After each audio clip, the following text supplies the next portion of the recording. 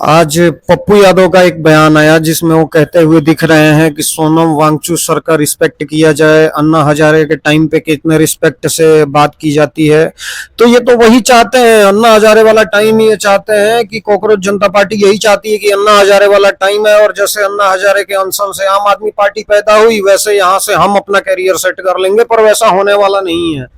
बहनचो, तुम लोगों में दम नहीं है, तिलचट्टे हो तुम लोग। और अब रही बात, मैं जिसकी विरोध करता हूँ सामने से करता हूँ, और क्रिएटरों की तरह नहीं कि हाँ भाई मेरा आईडी बैन करवा देंगे, मेरे पे एफआईआर करवा देंगे, कोई दिक्कत नहीं है। तुम लोग इतने दूध के धुले नहीं हो कि तुम लोगों को बोलने में भी हमें शर्म आए। हाँ, आज बात करते हैं पप्पू यादव जी की कि ये कौन से जमाने की बात करते हैं। उस जमाने की मैं इनको एक बार याद दिलाता हूँ। बचपन से दादा इनके गांव के सरपंच थे, 100 बीघा जमीन थी इनके पास, तो किसी चीज की दिक्कत नहीं थी। एम्बेसडर कार में ये स्कूल जाते थे उस टाइम पे, सन 70 के टाइम पे ये स्कूल टाइम पे जाते थे एम्बेसडर कार में। और उसके बाद से जब ये कॉलेज में गए तो इन्होंने लोकल गैंग वार स्टार्ट कर दिया, अपना गैंग बना लिया, माता के गहने बेच के बंदूक ले आए। ऐसे बहुत सारी कहानियां आपको सुनने को मिल जाएंगी। अब उसके बाद से इनका पहला एमपी का इलेक्शन रख लो।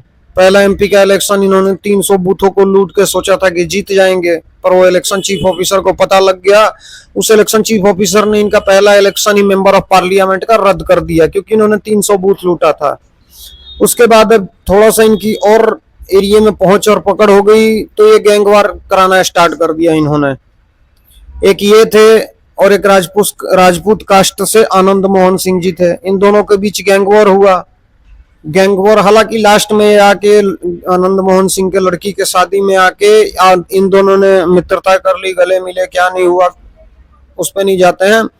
टॉपिक ये है कि आप लोगों के गैंगवार के चलते पता नहीं कितने माओ ने अपने बेटे खो दिए, कितने औरतों ने अपने पति खो दिए, कितने लड़कों ने अपने बाप खो दिए।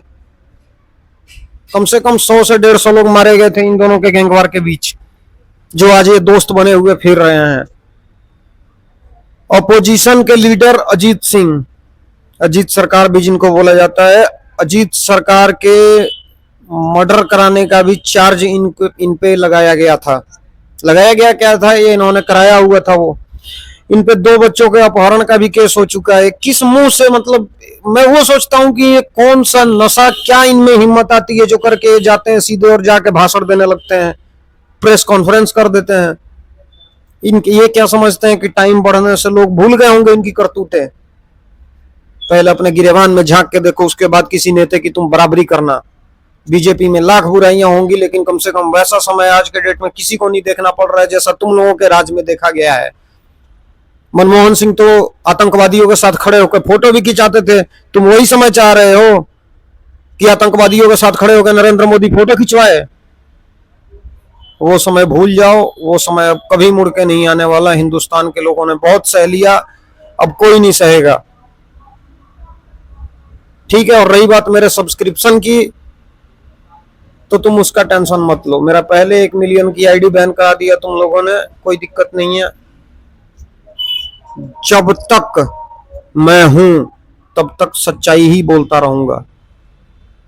ये कोई पेड प्रमोशन नहीं है, पेड पीआर नहीं है जिसमें तुम लोगों की तारीफ की जाएगी। जो तुम्हारा है हकीकत वो बताया जाएगा, और सच सुनने वाले अभी भी हिंदुस्तान में बहुत जिंदा है।